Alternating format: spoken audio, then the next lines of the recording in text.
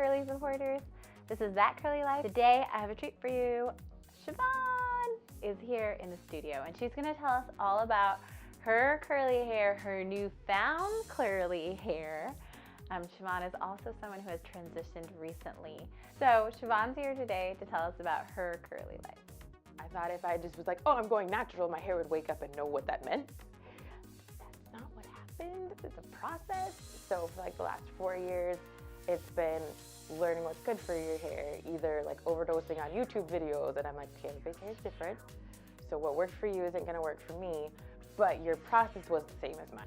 Chemicals are bad. Watch YouTube, figure out what works for you, and then your hair will be amazing. So I'm like, okay, I stopped chemicals.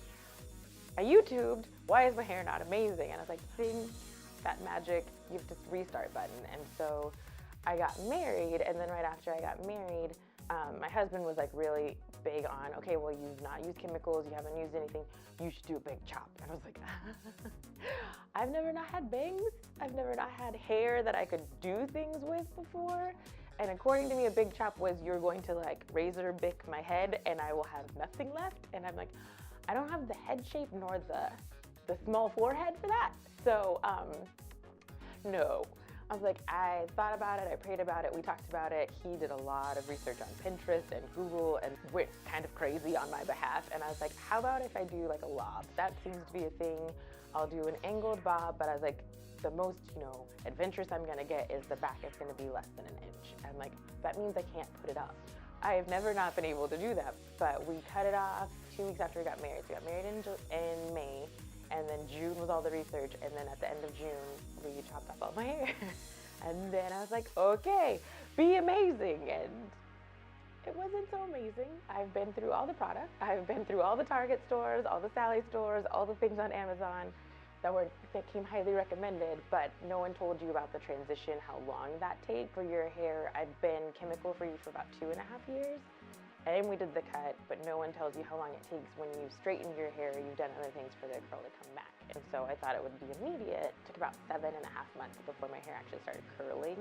And I didn't realize it was healthy, like it was alive, but it wasn't curling because it'd been untrained to do that for so long.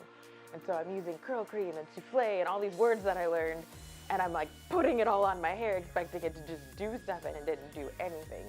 And so I was really frustrated. I was like, a friend of mine was like, how about you put water in your hair before you add these things? Because she's like, it's different than when your hair was straight. You can't add things dry. And it was just like, oh my God. There's a whole, everything has to be different. Like, don't brush your hair. Don't do anything to your hair.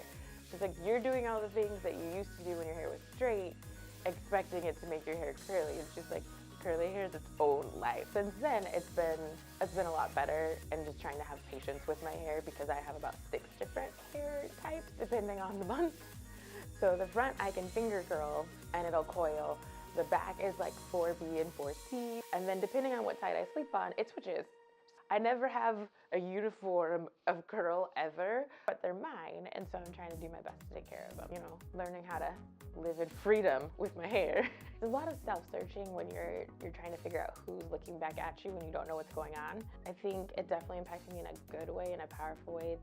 The big reason we wanted me to go natural, and I say we because my husband was a big advocate in that, is we're a biracial couple, and so I wanted to be able to give that gift to our kids of, we understand your curls. Like, we're not gonna cut off your hair because we don't know what to do, or it's tangling and I'm afraid of it, so I'm not gonna do anything with it. Like, if I understand my curl pattern and my husband has curly hair, we can give the gift of having great curly hair to our kids. And so I'm like, I think it's been beneficial because I'm learning about my hair, and I'm like, it'll change again, but it's my hair and I can take care of it. And then when we have kids, I'm not gonna be afraid of like, oh my gosh, I have a curly headed child and I don't know what to do. I'm like, nope, you have curly hair, we're gonna moisturize you, you're only gonna wash your hair 2 times a week, and it's fine, it's gonna be beautiful.